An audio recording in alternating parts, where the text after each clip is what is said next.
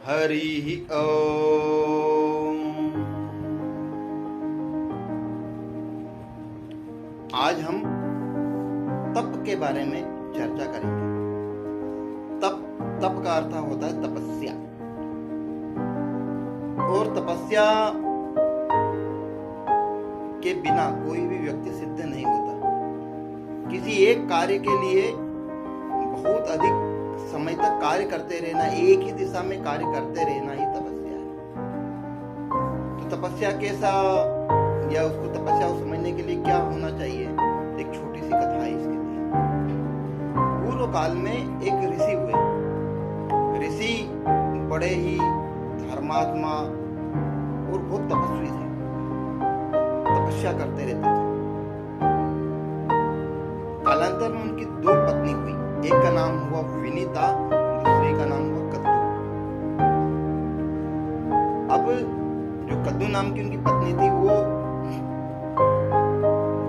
बहुत कार्य में शीघ्रता करती थी, क्रोधी प्रवृत्ति की थी। ऋषि तपस्या करने के लिए जाने वाले थे।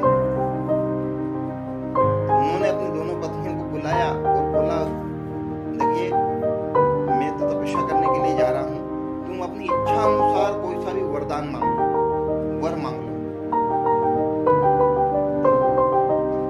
इन्होंने क्या किया, आप देखो ना था।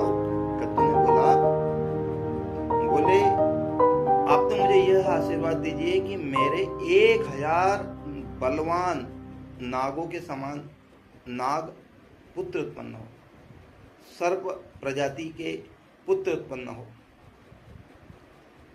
जो ऋषि थे उन्होंने बोले तथास्तु, जाओ, तुमको 1000 पुत्र उत्पन्न होंगे।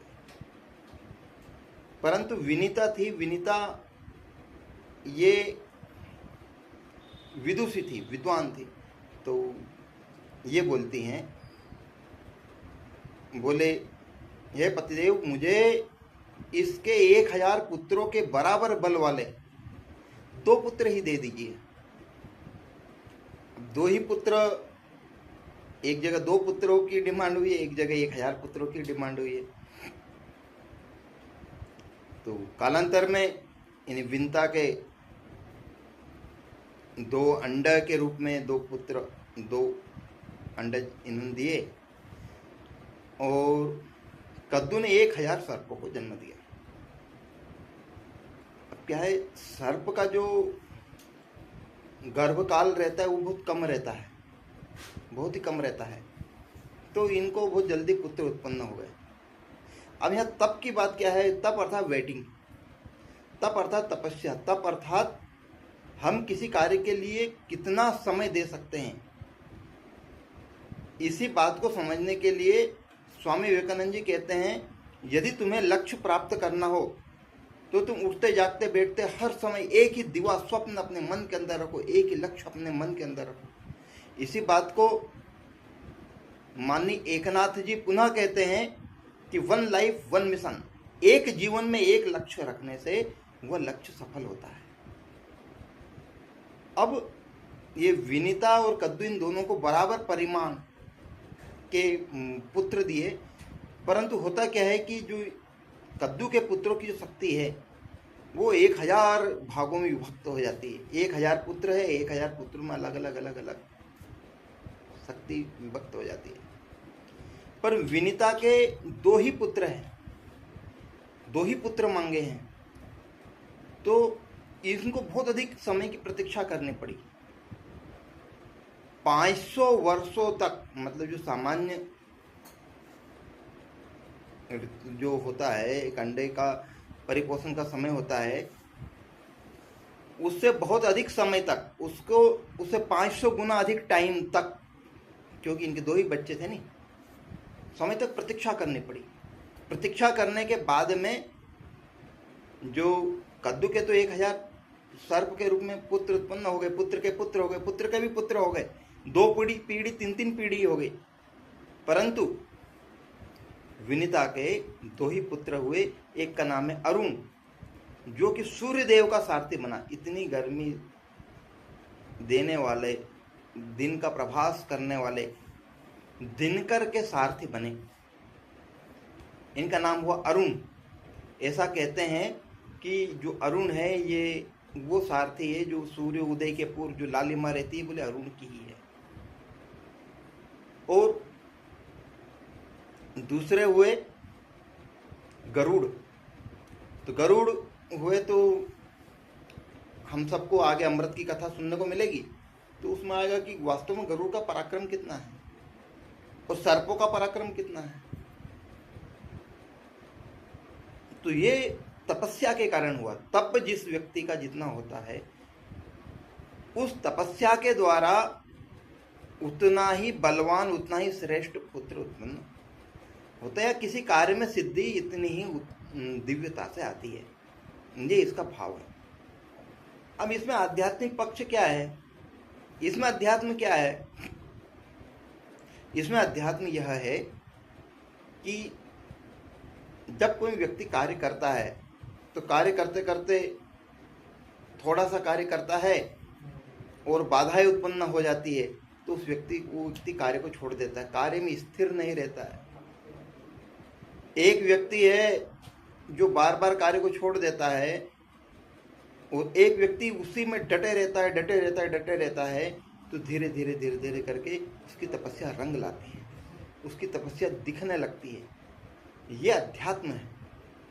इसी बात को गीता में भी एक श्लोक में है, दूसरे अध्याय का श्लोक, व्यवसायत्मिका बुद्धि एके कुरु नंदन बहुशाखा हैंताश्च बद्धयो व्यवसायी नाम यमिमाम पुष्पिताम वाचम प्रवदंत विपस्तुता। अर्थात एक निश्चय बुद्धि जिसकी होती है वह सफलता का मार्ग ढूंढता है। जिसकी बुद्धि एक निश्चयात्मक होती है वह बड़े बड़े परिवर्तन कर सकता है। तो यह तपस्या है। एक ही समय एक ही स्थान पर लंबे समय तक टिके रहना, ये वास्तव में तपस्या है। इस तपस्या को जो व्यक्ति जितने परिश्रम पूर्वक करता है, व्यक्ति उतना ही निखार पाता है। अब इसी बात को, इस तपस्या को प्रमाणित करने वाली एक छोटी सी कथा और सुनाता हूं तो समझ में आएगा। एक कल्याण दास नाम के एक संत हुए।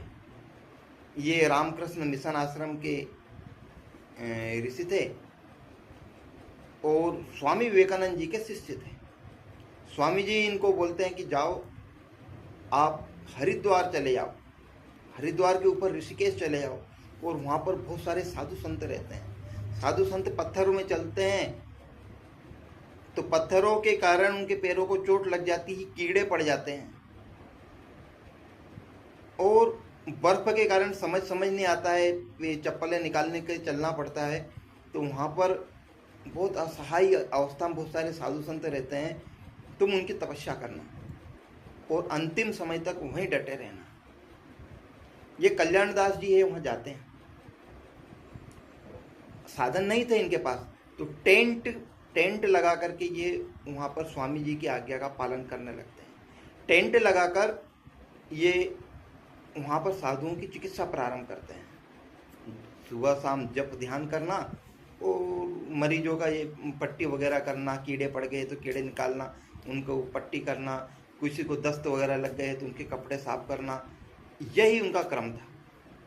1 साल 2 साल 3 साल, कालांतर में स्वामी विवेकानंद जी ने भी अपना शरीर छोड़ दिया। तब उनको बोला कि बोले अब बोले अपने गुरुजी चले गए हैं, अब तो चलो।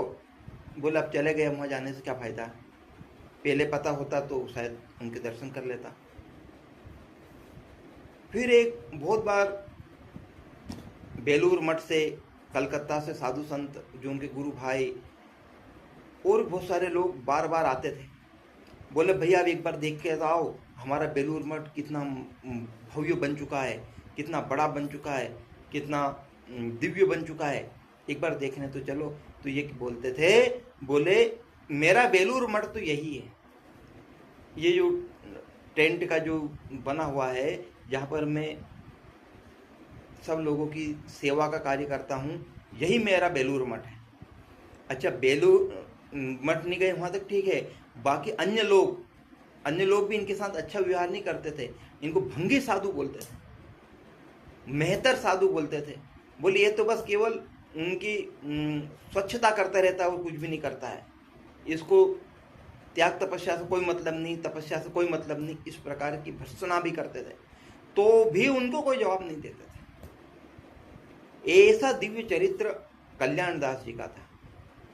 अब तो वो इस लोक में नहीं रहे, परंतु इस समय वहां पर एक बहुत बड़ा विशाल अस्पताल बना हुआ है और कितने लोग उस मिशन से भी जुड़े। तो एक मिशन है, जीवन एक मिशन है। जीवन जब एक मिशन बन जाता है, जीवन एक लक्ष्य बन जाता है, जीवन एक ध्येय बन जाता है, तो फिर धीरे धीरे धीरे धीरे बहुत सारी चीज अपने आप अलग हटने लगती है। और ये कैसे हटने लगती है, तो उसके लिए एक सूक्ष्मदर्शी को आप लीजिए। सूक्ष्मदर्शी को लेकर के हम सूर्य के प्रकाश में देखते हैं तो एक फोकस बिंदु होता है, उस फोकस बिंदु पे कागज रखने से जल जाता है। ऐसा क्यों होता है, क्यों जल जाता है कागज? क्योंकि उसके संपूर्ण प्रकाश को वो एक बिंदु पर स्थिर कर देता है व्यक्ति। तो व्यक्ति के जीवन में बहुत सारे अलग अलग मार्ग होते हैं। उन मार्गों का परित्याग करके जब एक दिशा में एक बिंदु पर फोकस करता है, तब असाधारण कार्य कर देता है, असाधारण प्रदर्शन कर सकता है, असाधारण व्यक्तित्व का धनी बन सकता है। और यह क्षमता आती है तप के द्वारा, धीरे धीरे समय के द्वारा आती है। तो महाभारत की जो एक कथा है कि जो कद्दू और विनता, यहाँ पर दो उदाहरण एक साथ आए हैं कि कद्दू है, कद्दू ने अपना संयम नहीं रखा, जल्दबाजी में प्राप्त करने की कोशिश करी, जल्दबाजी में अधिक से अधिक मुझे कैसे मिल जाए, तो वो परिणाम स्थायी नहीं होता है, वो दिव्यत्व को प्राप्त नहीं होता है।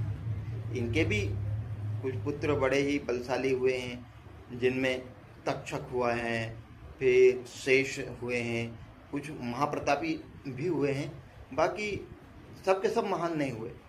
पर माता विनता के दो पुत्र हुए, दोनों ही अप्रतिम हैं, अप्रतिम हैं। तो ये तप की शक्ति है। ये थे आज के ताजा ताजा कहानियां, आज की ताजा ताजा खबर। मिलते हैं अगले ब्रेक के बाद। जय श्री राम।